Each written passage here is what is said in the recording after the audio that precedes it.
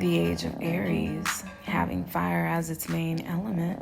It's interesting how it influenced mankind, even as we are now entering the age of Aquarius. But if today's pop culture had its own jam, its own playlist or mixtape, if the magnitude of the year 2020 and certainly the years to follow it could be measured in messiness, it would be the age of Aries.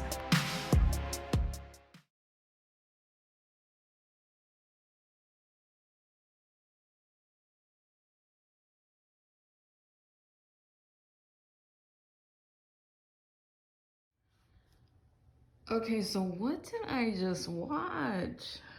Oh my god. Okay, Bridgerton is off the hook.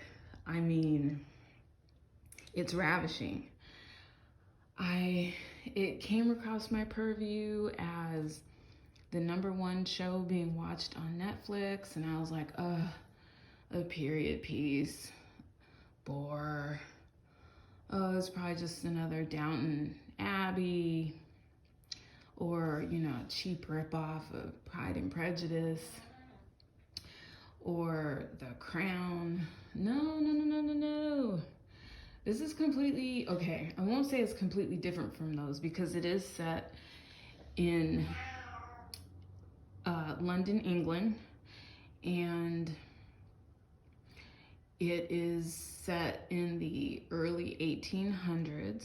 But what I was struck by and what I really liked was the fact that it doesn't use music that is indicative of that time period.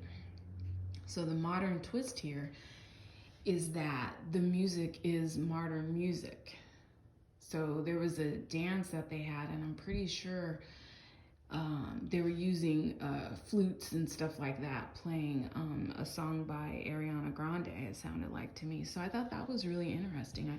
I liked it. It made it more up to date, but it didn't snatch you out of the time capsule of being in the 1800s. And like I said, it's ravishing. Oh my God, I love it. For me, it's a great start to 2021. The creator is not Shonda Rhimes. She's a producer.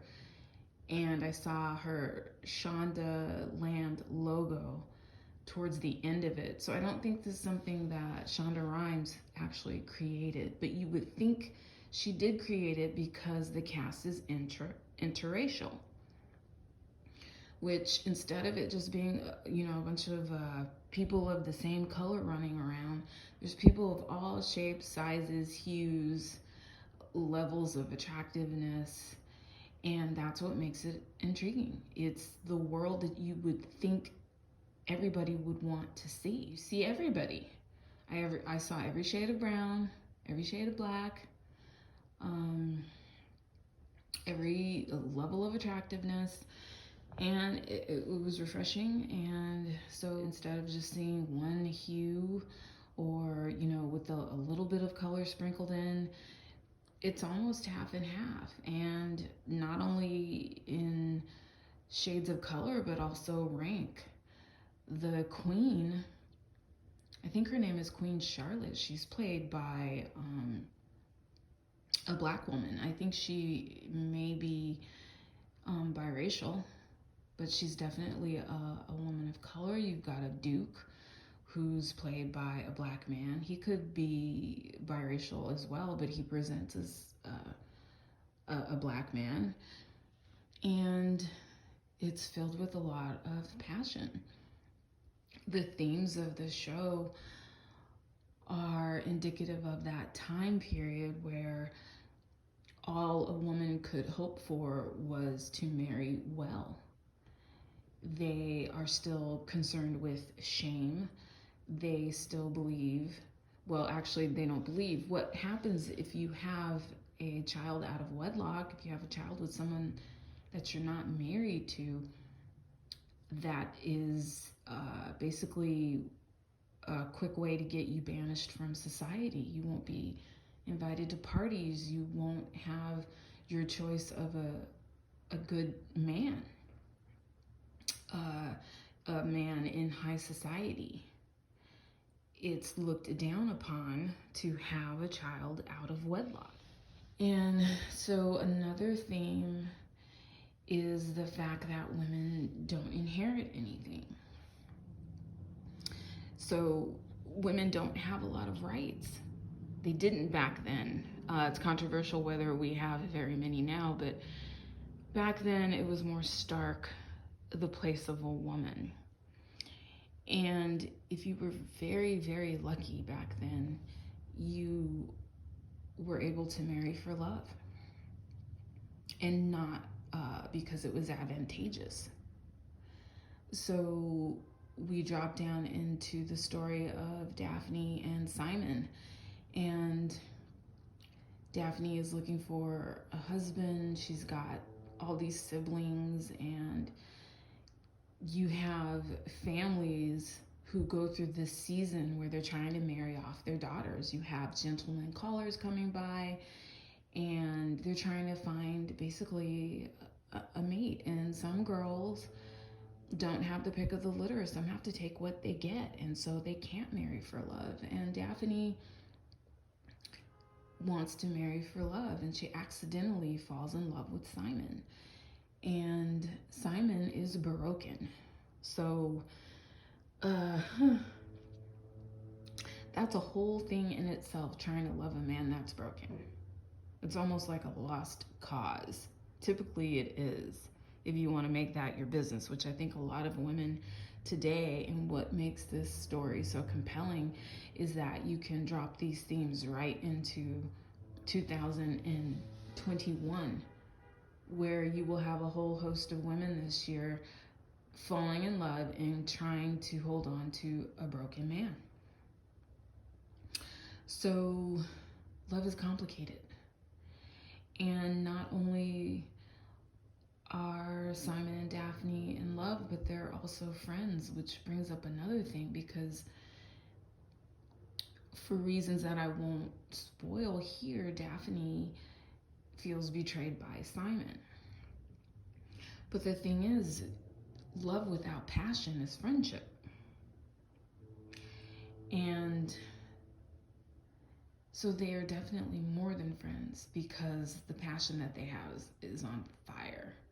They're in love with each other. But like I said, the fact that Simon is broken and Daphne can't exactly love it away,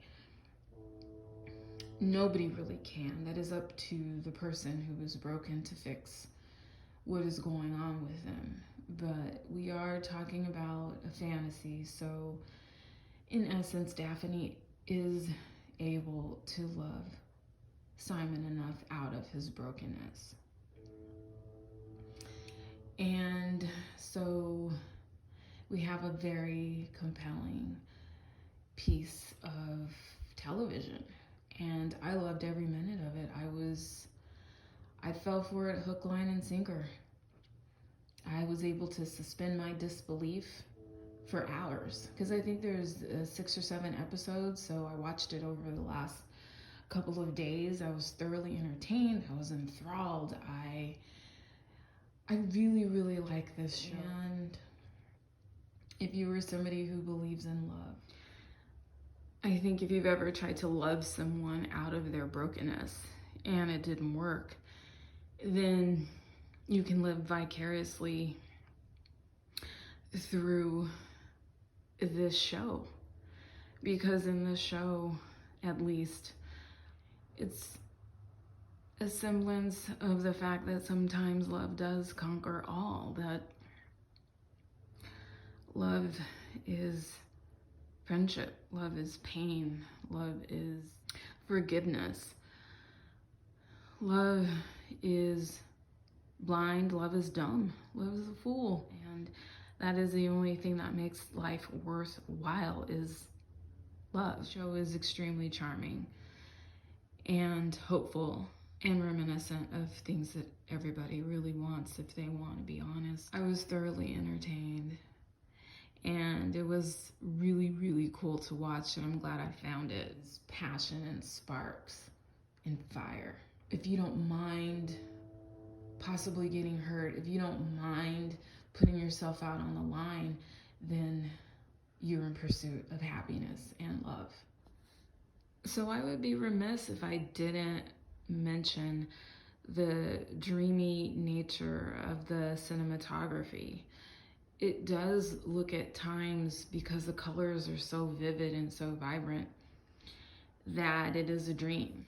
So it just reminds me of a bygone time that's not coming back, but the themes are still here, which are love and status and money. So the last thing I'll talk about is the fact that you have people of different running around living their lives together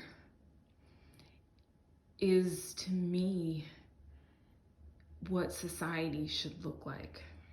There is no talk of racism. There's nobody who feels inferior because of the color of their skin. It's because of their status, because of they were born into wealth or they were born outside of it.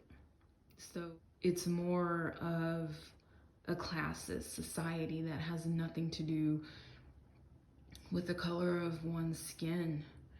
And even though there's all sorts of problems with classism, it was just refreshing to see people of different colors living amongst each other. And to me, it doesn't make any sense that that type of world isn't a world that we live in today, because it's truly possible.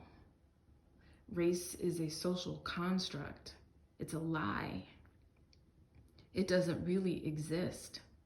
And I think that was in the forefront of the mind of whoever the creator of this show was. And if it wasn't their decision to have this be an interracial cast, then once they met up with Shonda Rhimes, then she probably painted a picture for that person of how the show could be created based on a society and a world that we all should be living in today. The most refreshing thing about it was the fact that these people seem to not pay any attention whatsoever to the color of someone's skin. Now, Simon, the Duke in the movie, he does have a conversation with the woman who raised him, and he said the only reason why they were able to live amongst themselves despite their differences in skin color was because the king fell in love with a woman of color. And right then I was kind of pulled out of the fantasy and I was placed right back into where I am today, 2021. So I kind of wish they had left that out. I wish they had left the differences in people in the show unspoken, even though it would have been a little unrealistic, and I understand the problem with not seeing color. But for those, I think that was why people of different colors were able to live amongst each other was not really spoken about, I think, for the first 2 or 3 episodes. And until then, I was pretty happy. But that does not take away from the fact that the show is awesome. It's great. It's filled with passion. It's filled with intrigue. It's filled with some twists and turns. And I thought that it was going to be typical of the love story of he loves her, but he can't have her. And so we're going to build a whole show around the fact that they can't be together, because there is no greater love than one that is forbidden. And that's not what happened. That is not what happened. So check it out, and I think that's all. And thank you so much for watching. Please like and subscribe. Okay.